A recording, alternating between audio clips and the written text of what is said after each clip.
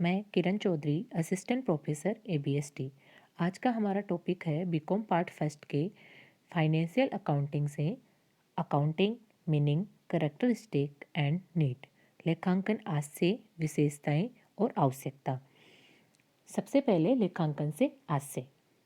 Meaning of accounting, लेखांकन व्यवसाय के लेखे एवं घटनाओं को जो पूर्णतः या आंशिक रूप में वित्तीय प्रकृति के होते हैं, मुद्रा में प्रभावपूर्ण विधि से लिखने, वर्गीकृत करने और सारांश में व्यक्त करने एवं उनके परिणामों की आलोचनात्मक विधि से व्याख्या करने की कला है।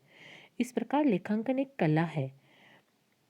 ऐसे लेन देन या ट्रांजैक्शन जो मनी में मेजर किए जा सकते हो, उनको लिखने, वर्गीकृत करने और उनका सारांश निकालने और उसके बाद में जो हमें परिणाम प्राप्त होते हैं उनकी आलोचनात्मक विधि से व्याख्या करने की कला है। इस प्रकार लेखांकन में केवल उन्हीं घटनाओं को रिकॉर्ड किया जाएगा जो पूर्णतः या आंशिक रूप से मनी में मेजर की जा सकती हो।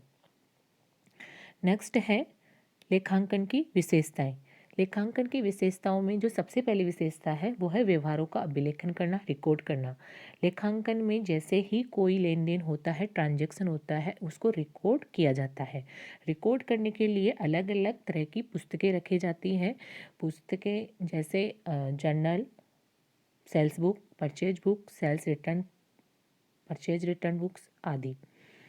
नेक्स्ट है केवल वित्तीय व्यवहारों का लेखा। लेखांकन में केवल उन्हीं व्यवहारों का लेखा किया जाएगा जिन्हें हम मनी में मेजर कर सकते हो। ऐसे व्यवहार जिन्हें मुद्रा में नहीं मापा जा सकता हो, उनका लेखा लेखांकन में नहीं किया जाएगा। थर्ड है वर्गीकृत करना, क्लासिफाई। क्लासिफाई से आज से है कि जैसे ही कोई लेखा या लेन देन होता है उसको हम रिकॉर्ड करते हैं। रिकॉर्ड करने के लिए अलग अलग तरीके की पुस्तकें होती है।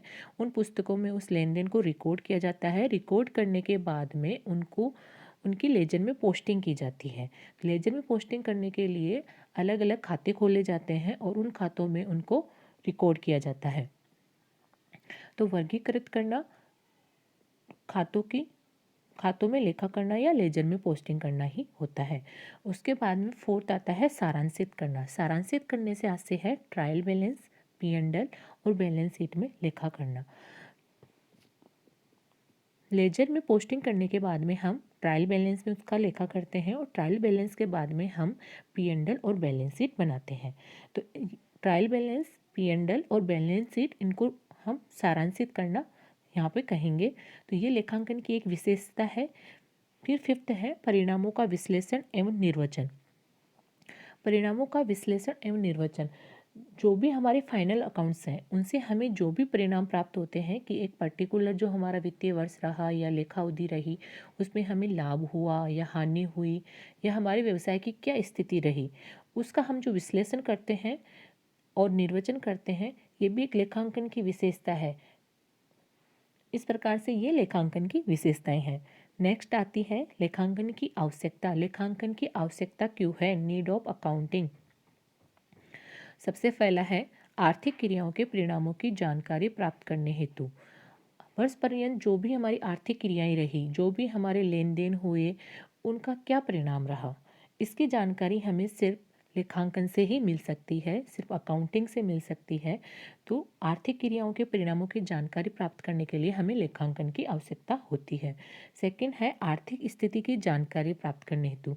हमें किसी भी व्यवसाय की अगर आर्थिक स्थिति पता करनी है कि एक व्यवसाय की क्या स्थिति है आज के दिन, उसमें कितनी संपत्तियां हैं उसकी, उसकी कितनी देयताएं हैं, वो कितना लाभ अर्न कर रहा है, उसका कितनी हानि उसमें हो रही है, ये सब जानकारी हमें सिर्फ लेखांकन से मिल सकती है। जो भी उसके वित्तीय विवरण तैयार होते हैं किसी पर्टिकुलर बिजनेस के, उनसे हमें ये जानकारी मिल सकती है। थर्ड जो आती है वो है कर संबंधी सूचनाएं तैयार करने हेतु। एक सरकार द्वारा विभिन्न प्रकार के कर लगाए जाते हैं और एक व्यवसाय को बहुत सारे कर, टैक्स उसको पे करने होते हैं। टैक्स जो लगाए जाते हैं वो वित्तीय विवरणों के आधार पर ही लगाए जाते हैं।